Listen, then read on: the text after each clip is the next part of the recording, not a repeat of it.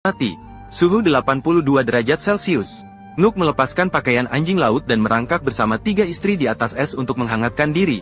Nook tidur di tengah-tengah. 3 istri mengelilingi suami. Di dalam selimut, banyak anak-anak takut membeku dan tidak berani keluar. Sebuah keluarga 10 orang hanya menggunakan satu kulit anjing laut tipis untuk melindungi dari kelembaban. Para laki-laki membeku dan wajah mereka memutih. Para istri membeku dan memeluk suami mereka erat untuk menghangatkan diri. Dan badai salju di luar menerjang bumi tanpa belas kasihan. Mampu membekukan semua hal di tanah menjadi patung es. Tingkat kegentingan tidak kalah dengan tornado akhir dunia. Lebih dari 30 anjing sled di rumah Nook diizinkan untuk membeku sampai mati sebagai anjing. 3 sudah mati. Mereka yang tidak mati ternyata masih hidup. Mereka mengeluarkan suara ratapan mengerikan, menunggu kedatangan kematian. Namun Nook terpaksa mengelilingi istri-istri untuk berteduh. Untungnya rumah esnya rapat dan tidak tembus angin. Keluarga itu bertahan hidup dengan bersusah payah namun beruntung. Pada saat itu, Nook mendengar ratapan menyedihkan anjing di luar. Nook tahu ada yang tidak beres.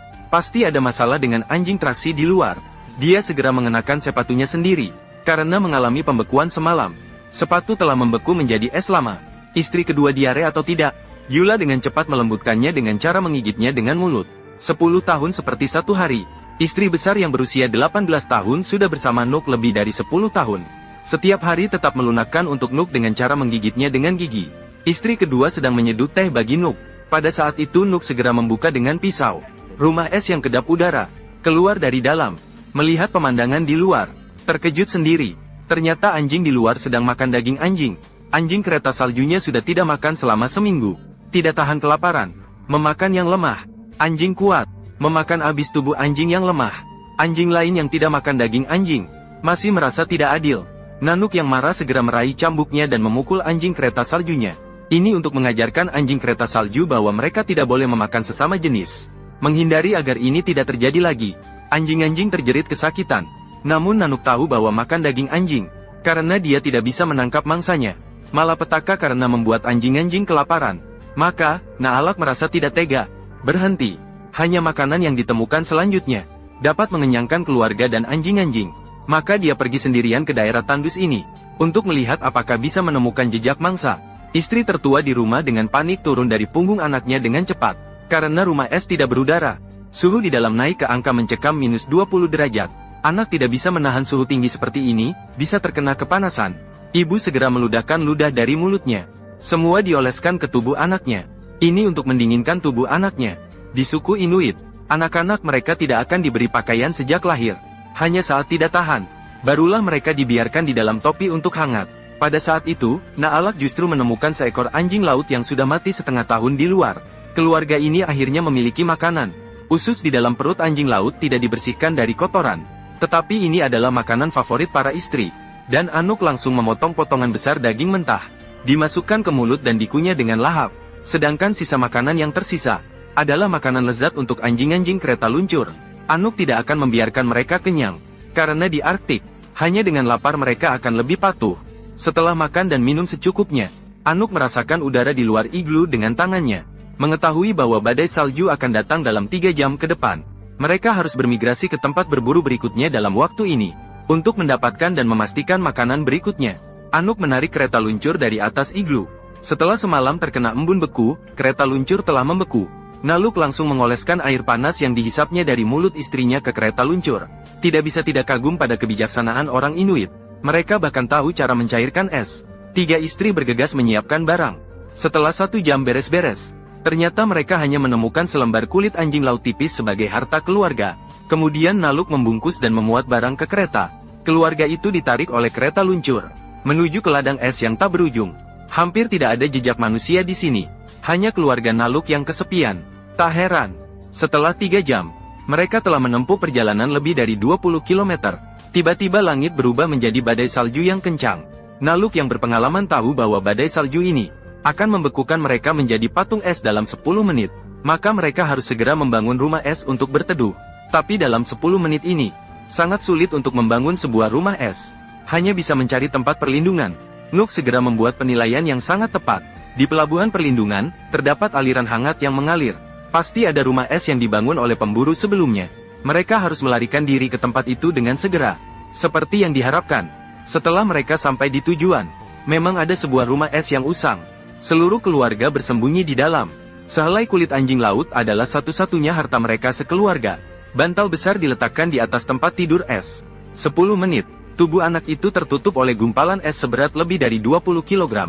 Ibu segera membersihkannya dengan sekop. Sedangkan Nook mengurus anjing kereta luncur di luar.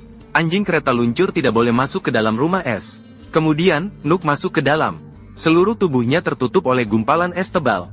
Namun, dalam waktu 10 menit ini, belum selesai sibuk, dia masih harus membangun sebuah rumah es untuk anjing-anjing kecil.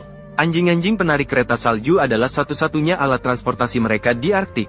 Nook harus memberikan kasih sayang yang tak terbatas kepada mereka. Biarkan anjing-anjing kecil merasakan suasana rumah. Tunggu sampai anjing-anjing itu tumbuh besar. Mereka tidak akan pernah bisa masuk ke dalam rumah es lagi. Untungnya, 1 jam kemudian, badai salju di luar akhirnya berhenti. Tapi cuaca masih belum begitu bagus. Mereka hanya bisa tinggal sementara di sini. Nanook membawa istrinya ke permukaan es. Meskipun tempat ini luas dan sepi, tetapi indera penciuman Nanook yang tinggal lama di sini lebih peka daripada anjing. Tiba-tiba dia mencium bau amis gas amonia. Pasti ada anjing laut bernapas di dekat permukaan laut. Harus menangkap anjing laut saat ini juga. Dengan arah bau yang melayang. Nah, Nanook menduga arah lubang pernapasan anjing laut. Sebelumnya dia merasakan suhu permukaan es dengan tangannya. Menemukan itu sedang memanas. Di bawah pasti ada seekor anjing laut. Anjing laut bernafas hanya selama 20 detik. Tidak ada waktu untuk menunggu. Dia harus menangkap anjing laut dalam waktu ini. Kemudian dengan tombak ikan, dia dengan tepat mengincar kepala anjing laut. Digunakan dengan keras. Anjing laut di bawah air segera merasa sakit dan tanpa ampun berjuang di bawah. Dari kekuatan yang berasal dari tali, dapat diketahui, anjing laut di bawah sana berbobot lebih dari 100 ton. Nanook menggunakan semua kekuatannya, tidak bisa menarik keluar anjing laut ini. Sebaliknya, namun anjing laut ini membuat Nanook menjadi basah kuyup. Namun untuk makanan yang sudah di ujung lidahnya, Nanook bahkan rela mempertaruhkan nyawanya. Akhirnya dia langsung mengikat tali itu ke kakinya sendiri. Meskipun kakinya sudah berlumuran darah, dia juga tidak akan menyerah. Saat itu, baru saja dia menyadari bahwa dia punya 3 istri. Terlihat Nanook segera memberikan isyarat dengan cepat, meminta istri-istri datang membantu. 3 istri masih sedang jalan-jalan di luar. Salah satunya sedang buang air besar. Katanya Nanook berhasil menangkap anjing laut. Dengan menjepit kotoran di pantatnya, dia langsung berlari ke sini. Jangan tanya seberapa bersemangatnya. Banyak orang, kekuatan besar. Kekuatan anjing laut di bawah air tiba-tiba menjadi kecil. Selagi istri-istri membantu, Nanook segera memperbesar lubang di permukaan es. Kemudian dengan tajam menusukkan tubuh anjing laut dengan tombak untuk mengeluarkan darah. Anjing laut itu akhirnya perlahan kehilangan kesadaran perlawanan. Tidak butuh waktu lama. Anjing laut ini kemudian ditarik ke darat. Demi menangkap anjing laut ini, Nanook hampir kehilangan nyawanya sendiri. Dengan marah, Nanook segera mengambil pisau tajam. Langsung menanggalkan mantel luar anjing laut. Karena suhu udaranya di luar mencapai lebih dari minus 70 derajat, anjing laut bisa membeku menjadi es. Keluarga itu langsung memotong potongan daging mentah besar dengan pisau. Mereka memakannya sambil masih panas. Anak-anak sangat suka makan telapak tangan anjing laut. Kuku-kukunya juga tidak dibuang. 2 anak itu berebut makanan dengan mulut mereka. Mereka bahkan bertengkar. Jatuhnya 1 nyawa, yang berarti kelangsungan hidup yang lain. Anjing laut ini bisa membuat keluarga Nanook makan enak selama seminggu. Namun tempat ini tidak boleh dihuni lama-lama. Keluarga itu kembali ke jalan migrasi. Di sini terdapat 18 belokan di jalan gunung ini. Tapi Nanook terus lurus. Gunung es yang terjal. Nanook membawa anjing sledingnya dan langsung mendaki. Namun penuh dengan banyak bahaya. Satu kesalahan kecil bisa membuat seseorang jatuh ke dalam lubang es. Dan tidak akan pernah bisa keluar lagi. Tepat pada saat itu, mata elang Nanook tiba-tiba menemukan mangsa di tengah hamparan salju yang tak berujung. Dia segera menyuruh istri-istrinya untuk mengelak, takut mengganggu mangsa. Kemudian dengan hati-hati ia mendekat. Dia menemukan binatang sekecil itu. Rubah Arktik berlari masuk ke dalam gua es. Nanook juga melihat mulut gua ini. Terlihat dia langsung melebarkan mulut gua. Seluruh tubuhnya masuk ke dalamnya. Tanpa sedikit pun takut terjatuh ke dalam jurang. Kemudian dia menarik keluar seekor rubah Arktik dari dalam. Rubah Arktik tumbuh dengan warna yang tak terlihat dari salju. Namun itu belum bisa lolos dari pengawasan tajam Nanook. Binatang ini akan dia bawa pulang untuk membuat celana dalam bagi istrinya. Dia yakin sang istri pasti akan menyukainya. Di sini sering ada rubah Arktik. Itu artinya tempat ini cocok untuk bertahan hidup selanjutnya. Nanook menemukan tempat yang cocok untuk membangun iglu. Dia menguji permukaan tanah dengan pisau tulang. Dia menemukan pondasi sangat kokoh. Tidak mudah runtuh. Maka dia memanggil istri-istrinya. Mereka mulai bertindak. Hanya pria yang membangun iglu di sini yang berhak menikah. Naluk karena keahliannya yang luar biasa. Bahkan gadis 14 tahun yang cantik akan dinikahkan dengan Naluk. Ini membuat Naluk memiliki